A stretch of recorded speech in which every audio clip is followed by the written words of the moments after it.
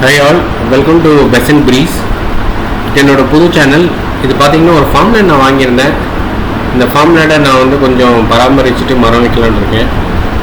இந்த வீடியோவில் நீங்கள் இப்போ பார்க்குறது பார்த்தீங்கன்னா ஃபஸ்ட்டு வீடியோ எங்கே இந்த லேண்டை வந்து கொஞ்சம் லெவலிங் பண்ணிவிட்டு அப்புறம் அதில் இருக்கிற கிராஸ் எல்லாத்தையும் நான் க்ளீன் பண்ணிகிட்ருக்கேன்.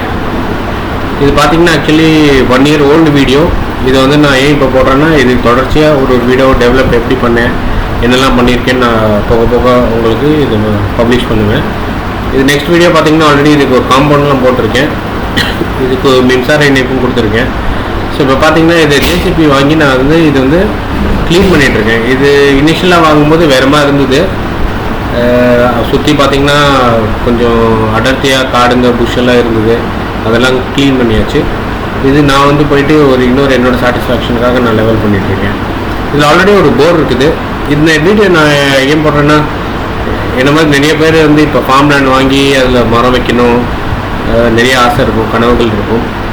இதில் என்னெல்லாம் கஷ்டம் இருக்குன்னு தெரிஞ்சுக்கணும், சேலஞ்ச் இருக்குன்னு தெரிஞ்சுக்கணும். ஸோ அதுக்காக இந்த ஒரு வீடியோ.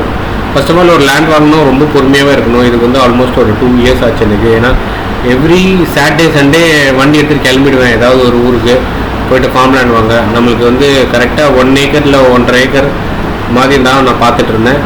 பட் எதுவும் ஃபுல்லாக அமையல. இது வந்து 75 cent தான்.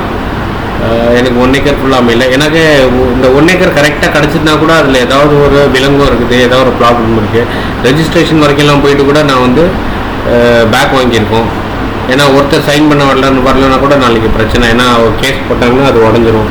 ஸோ அதனால கொஞ்சம் கேர்ஃபுல்லாக இருந்தேன். ஸோ இது வந்து பார்த்திங்கன்னா அவங்களோட பூர்வீக ப்ராப்பர்ட்டி. அழகாக ஃபாதர்லேருந்து சன்னுலேருந்து இப்போ நான் தான் 3rd person இதை ஹோல்ட் பண்ணுறேன், அந்த மாதிரி. சரிங்களா? ஸோ இதை பார்த்தீங்கன்னா இதில் வந்து ஜேசிபி வச்சு நான் க்ளீன் பண்ணது இது ஃபுல்லாக செம்மண் பூமி தான். இதை நான் புழுதி ஓட்டியிருப்பேன். புழுதி ஓட்டிட்டு இதில் இன்ஃபேக்ட் நான் 2 வாட்டி வேர்க்கடலையும் போட்டாச்சு, அது ஈல்டும் எடுத்துட்டேன்.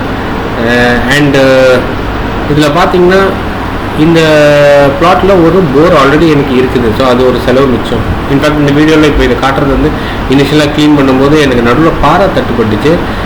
இது கொஞ்சம் அங்கங்கே பாறை இருக்குன்னாங்க, மற்ற இடத்துல எங்கேயும் கவனிச்ச மாதிரி இல்லை பாறை. பட் அந்த பாறையை ஃபுல்லாத்தையும் எடுத்துட்டேன்.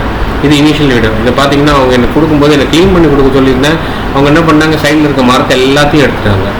அழகாக ஒரு 4-5 மரம் இருந்தது, ரொம்ப நிழல் தர்ற மரம், ஆல்மோஸ்ட் 6 months வளர்ந்த மரம்லாம் இருந்தது. இது தெரிஞ்சிருந்தால் நான் அவங்களை க்ளீன் பண்ண சொல்லியிருக்கவே மாட்டேன். நடுவில் விட்டுட்டாங்க, நான் விட்டுட்டு சுற்றி க்ளீன் பண்ணி விட்டுட்டாங்க. ஸோ கொஞ்சம் கஷ்டமாக போச்சு இந்த வீடியோ பார்க்கும்போது. Anyway, I keep you posted on my new video. Ciao, thank you, bye bye.